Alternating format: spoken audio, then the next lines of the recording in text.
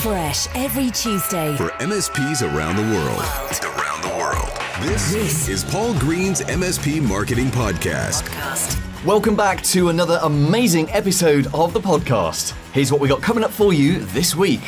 Hi, I'm Josh. I'm a technical recruiter at Beaumont. I'm going to tell you all the problems that you have with finding and retaining technical staff and how to fix them. And on top of that interview with Josh later on in the show, we're going to be talking about making things easy. How can you make it easier and easier and easier for new clients to pick you and choose to stay with you? Paul Green's MSP Marketing Podcast. One of my most favourite things to do is to get on a one-to-one call with an MSP. And it could be someone I'm working with as part of my MSP Marketing Edge, or it might be someone we've just connected on LinkedIn and we're having a chat. But every single time I chat one-on-one with an MSP, I get as much out of the conversation as they do. So I'm always happy to give my marketing advice, but also, you know, I like asking questions and I like asking what they're doing. And quite often someone will say something and I'll say, that'll be a good subject for the podcast. In fact, much of this podcast comes out of conversations that I have with MSPs. So if you've contributed something over the years, thank you very much. About 2 weeks ago, I had a conversation with an MSP about niching, picking a vertical. And the conversation was you may have heard me talk about this on the podcast before, but I'm a big fan of you picking a vertical, of you picking a kind of very small and specific audience for you to target, primarily because it makes the marketing easier. So if you are targeting a very specific type of person who does a very specific job within a very specific sector, then it's so much easier to A, find who those people are, B, actually go and get the data for them, and C, make the messaging relevant to them. All marketing is made better when the message appears to be relevant. And, you know, I'm talking here as someone who targets and talks to MSPs. It's very easy for me to make my marketing relevant because I understand your marketplace, your needs, your wants, your fears, what keeps you up at night. I understand all of that, and I can make sure that my marketing is relevant to an MSP. And you can do exactly the same with your marketing. So the question that this MSP had for me was, what are some good sectors to get into? And we actually sat and did a mini 2-minute brainstorm, and we came up with 4 really good sectors that if you are struggling to find a sector, maybe you should have a look at these. Now, I'm going to tell you what the sectors are, what the 4 sectors are, and I want you, as I'm telling you, to think, what have these all got in common? What is it that binds all of these together? And I'll tell you at the end, because it's kind of obvious when you realise it. So these are the 4 sectors. The first of them is accountants, or CPAs, as I know they're called in the US. So accountants are an amazingly good sector, primarily because the technology that they have to use is, well, it's mission critical, isn't it? I know technology is mission critical for most businesses these days, but an accountant cannot do their work without a computer to do that work on. And the other beautiful thing about learning a sector and really getting heavily into a sector is that actually it makes the delivery easier as well. So accountants are probably using, QuickBooks, Xero. There's probably some specific accountancy software that they use. The point being is that if you're working with 3, 5, 10, 20, 30 accountants, you'll get to know what that software is, and you'll see that 80% of them use the same packages or the same types of software. So you and your business can become experts at that kind of software. So accountants is the first one. Now, related to accountants, but less pleasant, is lawyers. I don't like lawyers. Who does like lawyers? Well, other lawyers, I guess, or lawyers' husbands and wives. But lawyers are, they may not be wonderful people. I know some of them are, but many of them aren't. They may not be wonderful people, but they are a wonderful sector to get into if you can cope with them. The thing I don't like about lawyers, and my exposure to lawyers is not huge. It's just down to some property stuff and some. When I sold my business, there were lots of lawyers involved then, and they got paid a lot of money for creating a lot of noise. That's where my dislike of lawyers really came from. But the good thing about lawyers is if you can cope with them, again, the computer is mission critical. The vast majority of lawyers who aren't going into a courtroom setting, they're doing their work on a phone, on a VoIP phone, and they're doing it on a computer. So the computer is pretty mission critical for them. And of course, a lot of lawyers are just taking templates and adapting templates, and they're looking things up all the time. So they need that instant information. Without that computer, they cannot be charging their, what do? They do like six-minute units or something like that. Side note, a good friend of mine is a lawyer, and he has to do, every hour he has to do 10 units of 6 minutes. So if this is a bit of a funny story, but if he needs a wee and he doesn't want to lose a couple of units, doesn't want to lose a 6-minute unit in an hour, then he will ask himself, which of my current clients has annoyed me the most today? And that client will be charged the unit for him to go for a wee. So if you do have a lawyer who's charging you a number of units, if you've been an annoying client yourself, maybe, just maybe, you are paying for them to go to the toilet. Anyway, that was a side note. So we've got accountants, we've got lawyers. A third great sector is financial, anything to do with financial. So here in the UK, we have what are known as IFAs, independent financial advisors, and you have to be licensed, you have to go through 70,000 years of training. There are rules, really strict rules, what you can and can't do, and I have no doubt that there are varying levels of that in your country or in your city or town or state or wherever you are as well. And again, the computer tends to be not quite as mission critical as for accountants and lawyers, but it's very, very important. The fourth one, and have you figured out what connects all of these yet? The fourth one is healthcare. Now here in the UK, healthcare, there's not a lot of healthcare IT available. You've got independent dentists, you've got veterinarians, you've got maybe optometrists, opticians as well. But obviously we have the principal healthcare for humans in this country is it's owned by the government.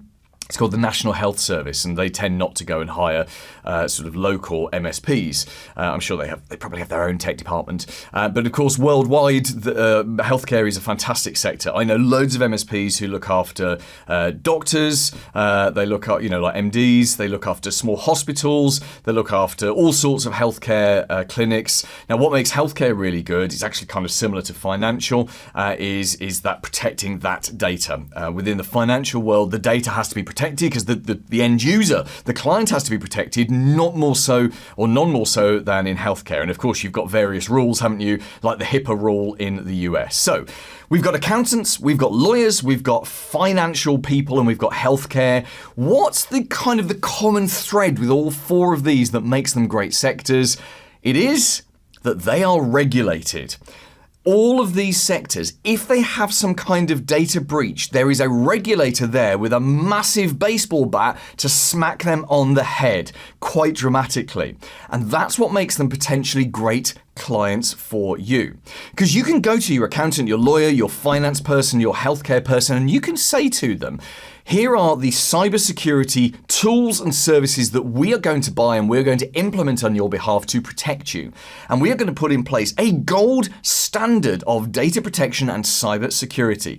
The reason we're going to do this is you are regulated. And we do not want you to be at any kind of risk from your regulator who has got teeth. So we are going to protect you from yourself. We're going to put in place procedures. We're going to put in place processes. We're going to put in place all sorts of security tools and services to protect you and your staff from all the bad things that are happening there because we have your back. And I appreciate that there are going to be some lawyers, some accountants, some of the other sectors who choose not to have that protection. And, make sure you get them to sign a disclaimer because ultimately they're putting themselves at risk. But the vast majority of them, they are concerned about the regulator. They don't want to breach the rules, and they will buy every cyber security protection that you put in place. They will hopefully go with every single piece of best practice that you put in front of them. Could that possibly make these some of the best clients you could possibly have? Here's this week's Clever idea.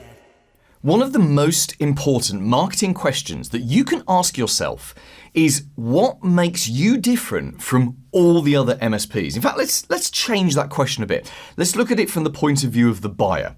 From the buyer's point of view, what makes you a better choice than all the other MSPs? And there are lots and lots of potential answers to that, but let me throw a word in that I think we should discuss today. That word is easy. What if you went out of your way, and I mean like dramatically out of your way, to make it easy for someone to buy from you, to make it easy for someone to deal with you, to make it easy for them to get support, for make it easy for them to stay with you for the next 5, 10, 15 years. I think easy is a massive potential competitive advantage for any MSP, including you. Did I say MSP there? I think I did. Any MSP, including you. Easy. How can we make it MSPsy? Do you see what I did there? That's not going to stick. I'm not going to use that one again.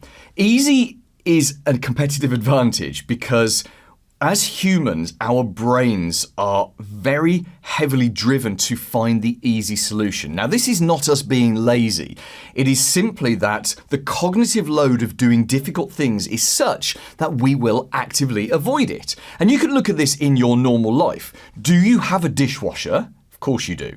Do you have a washing machine and a tumble dryer and a vacuum cleaner? Of course you do. And you will think, well, I've got all these things because it's 2023 and everyone's got one of those things. But the principal reason we have one of those things is because it's easy. We throw our clothes in the washing machine, we select the same wash cycle that we always select, we press go, and like 2 hours later, our clothes are clean. And then we stick them in the tumble dryer and they're dry. It's as simple as that. It's easy. It's a lot easier than washing was 30, 40, 50 years ago. As humans, we are driven to make everything easy. You think about doing a DIY job in your house. Unless you're like the best DIY person ever, if you're like me, well, actually, I'm a DIY dunce, but if you're like most people, we'll take the easy option. Right down to, if we're doing some decorating, maybe we won't take the shelf off the wall, maybe we'll paint around the shelf, try not to get paint on the shelf itself, because that's easy. Right? Now, I'm not saying that this is the right approach, and it's certainly not the most thorough approach, and it's certainly not the approach that would make you feel best at the end of the day, unless you get the results you want and it's easy. Our brains love easy. So what I want you to do, or what I recommend you do, maybe this is a job to do this weekend when you're having some time away from the business. Ask yourself, how easy is it for someone to get to know you and your team? If someone wants to buy from you, if they've landed on your website today, they're a complete stranger, they've never looked at you before, how easy is it for them to know what you can do for them?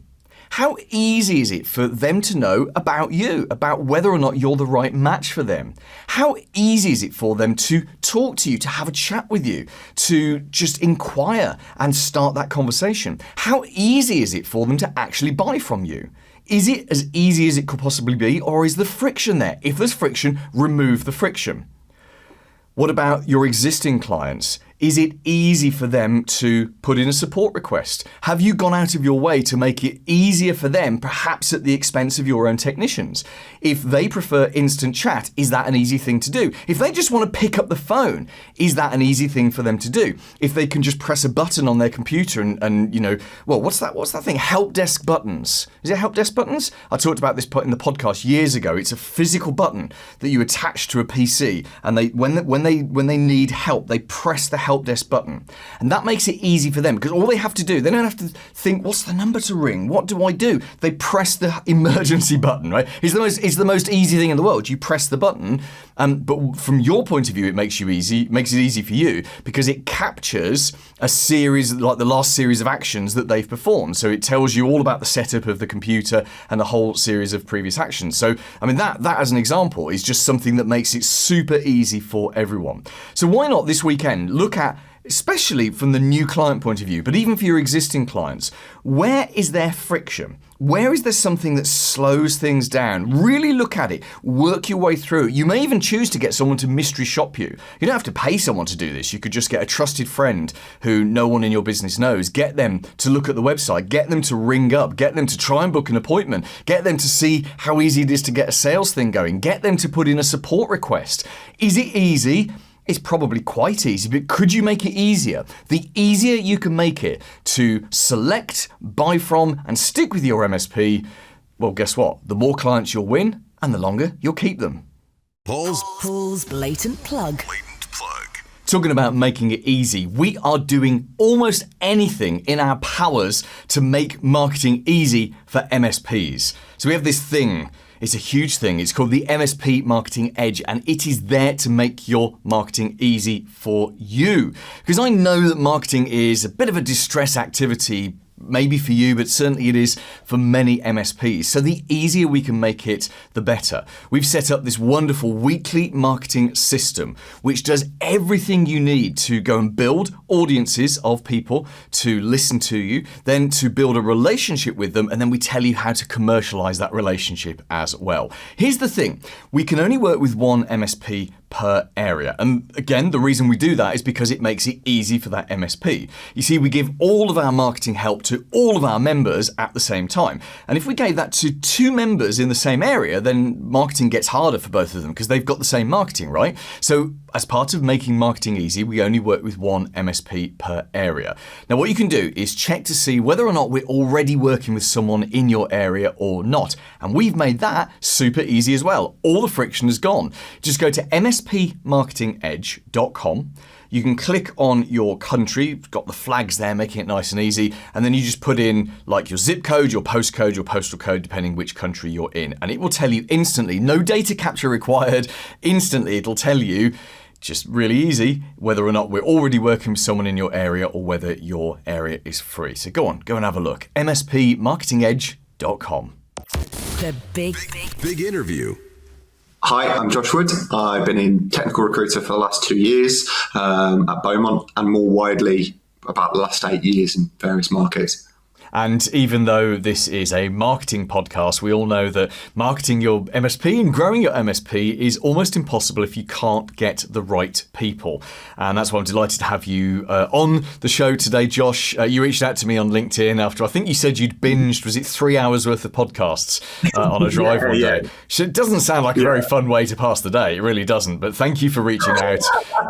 And it's always good to hear. In fact, if you're listening to this right now and you're thinking, I'd love to be a guest on this show, just find me on LinkedIn, reach out to me, and if there's something you can talk about that I think would be interesting to our audience, then you're welcome on this show. So let's talk about recruitment. And before we talk about how recruiting techs has changed over the last couple of years, and I know you're going to tell us as well how most MSPs hold themselves back with recruitment, just give us an idea of your career history. So you were telling me before the interview that very few people set out to be recruiters. They just fall into recruitment. Is that what happened to you?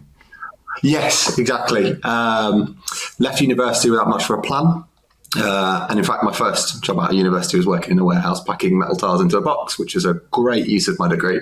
And through a friend introduced me to what recruitment was, says, you like to talk, you like the sound of your own voice, so you might find recruitment a viable career for you. So spent best part of sort of 6 years recruiting doctors, nurses in the kind of the medical field before transitioning into private medical sort of occupational health, that side of stuff, just after COVID arrived. And then 2 years ago, I'd fallen out of love with what I thought was recruitment at the time. It turns out I just did medical recruitment and joined Beaumont, where I kind of found that actually it wasn't recruitment, that I wasn't a big fan of it, but actually the types of people that I was recruiting. Yeah. Who wants to deal with doctors and nurses all day when you can deal with technicians, right? Yeah. They're straight talking. That's quite nice. Yeah, no, I can understand that. I mean, as an aside, my last marketing business, we work with veterinarians, so vets as we call them in the UK, dentists and opticians. And I loved the vets, and the opticians were, I quite loved, but I could not click with the dentists. There was a certain level of arrogance that dentists have, which I think they have to have, because they call it the God in the room syndrome, which is if they're that one person in the room and they get stuck, they have to get themselves out of trouble. Whereas veterinary is a lot more collaborative. Anyway, by the by, I much prefer working with MSPs now. So you've been able to sit and watch the market change. And I think most MSPs who have tried to recruit any point this year, really, right down to the back end of last year, have known that things have changed and recruitment is difficult. And you've got a lot of people out there who are not really job hunting. They're just trying to increase their salary where they are or get better benefits where they are. It seems to be very much a job seekers market right now rather than a recruiters or an employers market. Talk to us what you've seen this year and how that is different to what you've seen from previous years. So this year there's certainly been a lot less movement in terms of people looking for a new job, whether that be salary reasons or what have you, as a sort of opposed to last year when it was very much a lot of people moving, people making quite large salary jumps. So, it was, we almost joked about it. It was quite extreme. People would put the CV on CV Library or what have you, and would walk away with a £10,000 or, probably in the States significantly more salary jump just from interviewing at a new place, just because of how scarce things were. So what that kind of created last year was a lot of people willing to move, a lot of people jumping before they thought, just a lot of sort of instability. People were in 3, 4, 5 different interview processes, and oftentimes it wasn't a case of finding the right fit for the person. It was about who's going to offer me the most first, as compared to this year, where it's still equally as tough to find the right people, especially because there are less of them looking to move just for salary jumps. The market has relaxed in the inflation of salaries, and it's sort of settled into a rough estimation of kind of where people should be again, and therefore it means that a lot of people are moving for the right reasons, whether that be moving or change of circumstances, sort of progression. There's a whole host of different reasons, but someone might choose to move, but it means that you, as a recruiter, you have to be a little bit more cautious about, where people are interviewing. Is the fit right for them? Are they moving for the right reasons as well? Because, people are not just looking for a pay bump. They're not just, oftentimes they're looking for another place that's going to offer them more opportunities and more, I'm really struggling for the word. No, I think you're making perfect sense.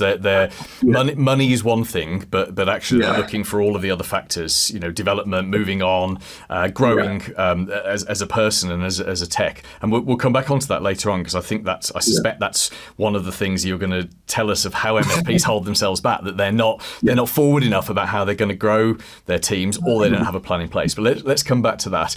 Before we do, I want you to get your shiny crystal ball out and look at 2024.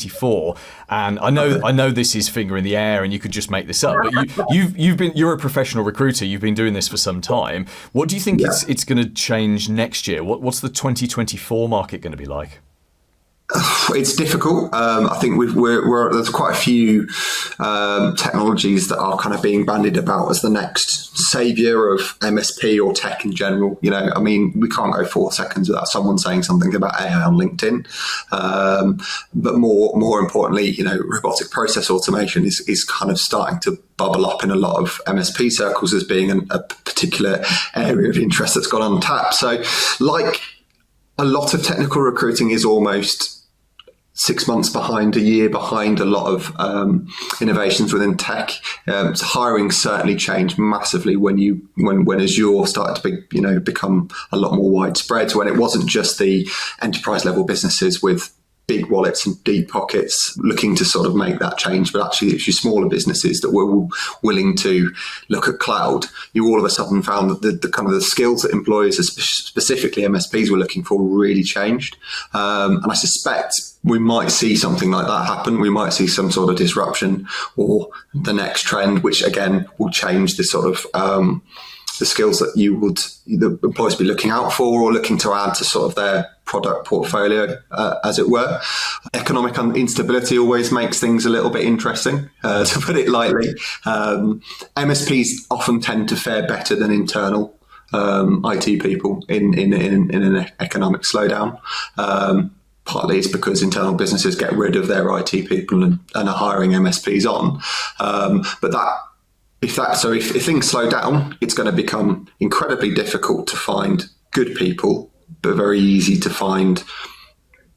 Average is probably a little bit cruel, but to find people who don't quite fit the bill, which usually means as a hiring manager, you're trawling through hundreds more CVs, finding that actually when you're putting a job advert out, the percentages that come back that are strong are so much smaller because you just the sheer volume of applicants. At the same time, if things go better, it tends to mean that that more businesses have money to invest in projects, which means that kind of the internal workforce as a large gets more skilled up, which means that actually they become more viable in terms of people who are candidates to kind of work in MSP.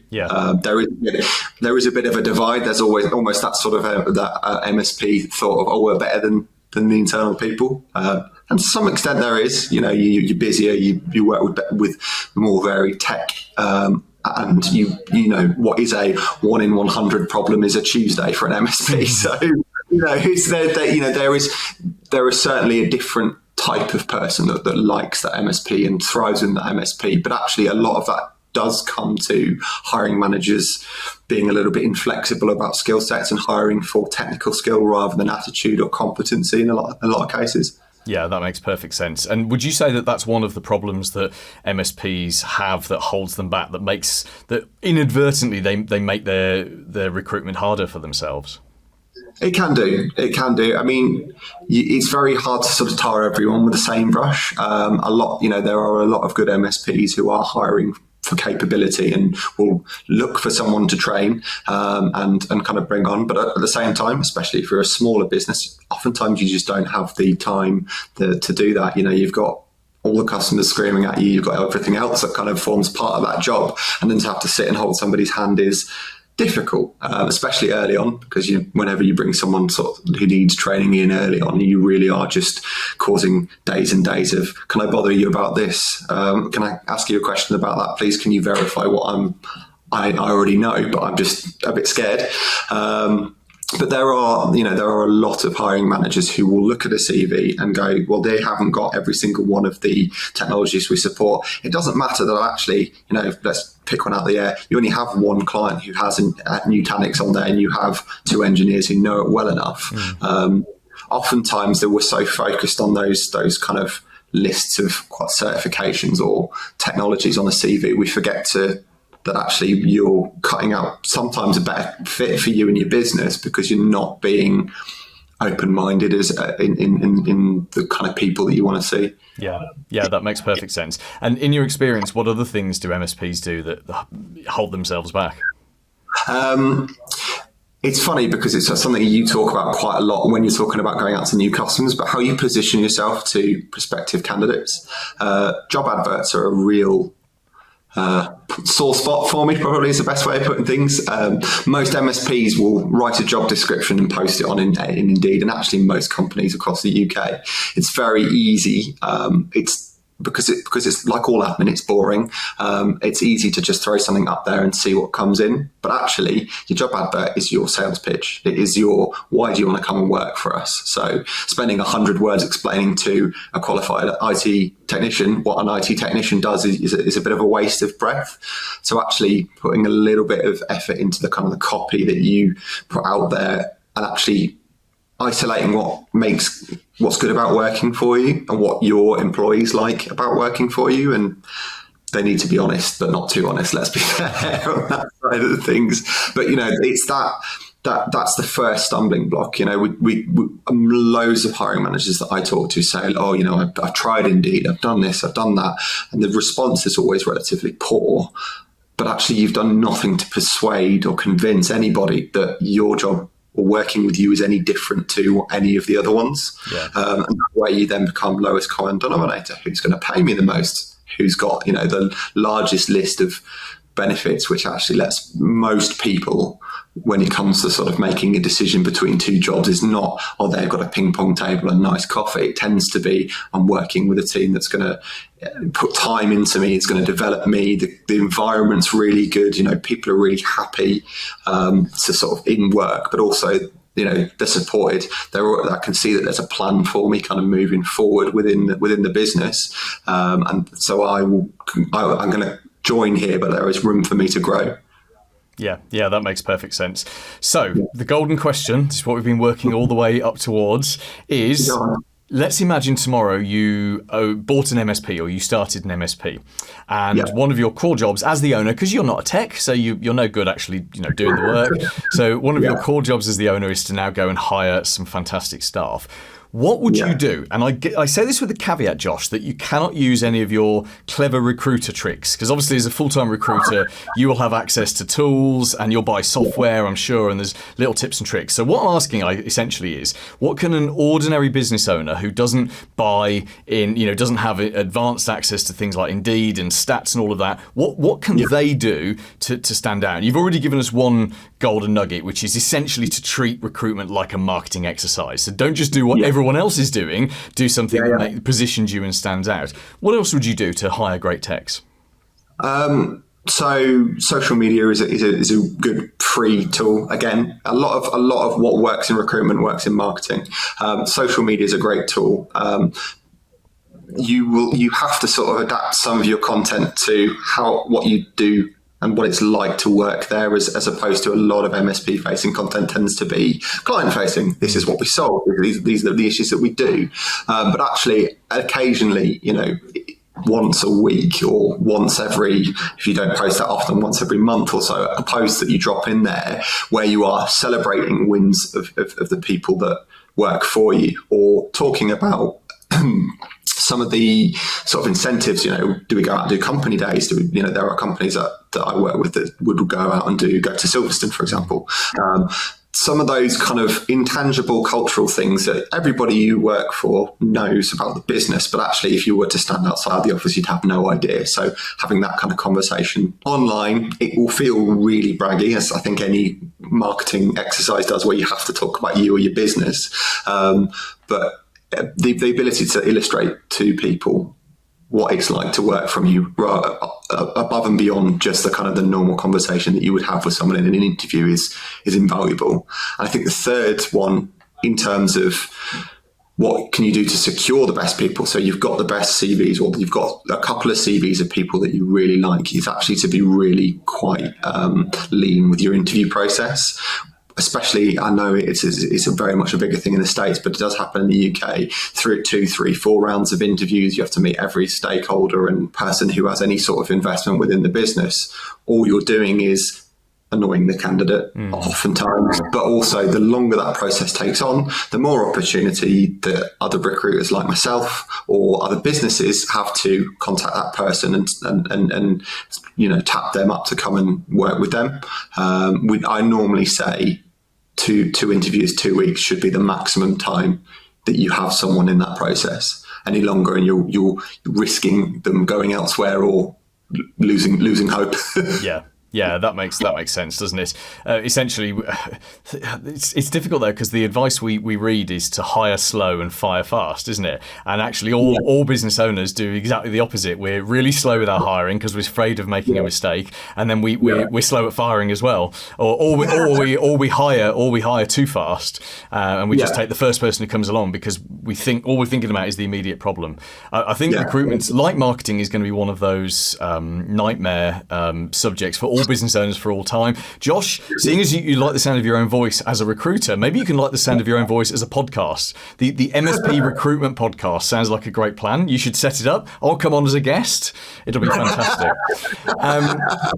Tell us what you do now. You obviously just work with MSPs here in the UK, or presumably just mostly in the UK. But tell us what you do for MSPs and how can someone get in touch with you? Okay, so I typically work with MSPs in the north of England. I have a bit of a specialism with sort of smaller businesses, so kind of 10 people up to 150, 200 people. I like to say, and I believe it's true, that I tend to consult more than I do recruit. So there are quite a few businesses that I work with that we still maintain that relationship even when they're not recruiting, and I'm advising on the next hires. A big one is salespeople. When do I need to bring on a salesperson? It's those conversations that are helpful to a lot of businesses. But it's some of this advice. It's telling them when the processes are taking too long, having honest conversations with candidates throughout the process to make sure that they aren't just sort of seeing the process through just to see what happens, is actually making sure that the people that they're speaking to are committed and interested in working with the business, so that when it comes to it was time to hire, they're much more likely to get someone who is invested and interested and kind of has a has plans to be with them for more than the standard 1.5 to 2 years that we normally see throughout the MSP side of things. That's so cool. Thank you. And how do we get in touch with you, Josh? The easiest way is LinkedIn. All my contact details are there. Or you can find our agency's website at beaumont.technology. Paul Green's MSP Marketing Podcast. This week's recommended book. Hi, I'm John Douglas. I'm the Technical Director and Head of Incident Response at First Response. The book I'm recommending is the Blue Team Handbook for Incident Response. The reason I love this book is it's a recipe book. It's not a book you read from cover to cover. It's a recipe book that you dive into to remember the particular parameters for individual commands that you might use during an incident. So if you can't remember how TCP dump works and what you need it for, what it's good for using in your incident, then that's the book to grab. coming up next week.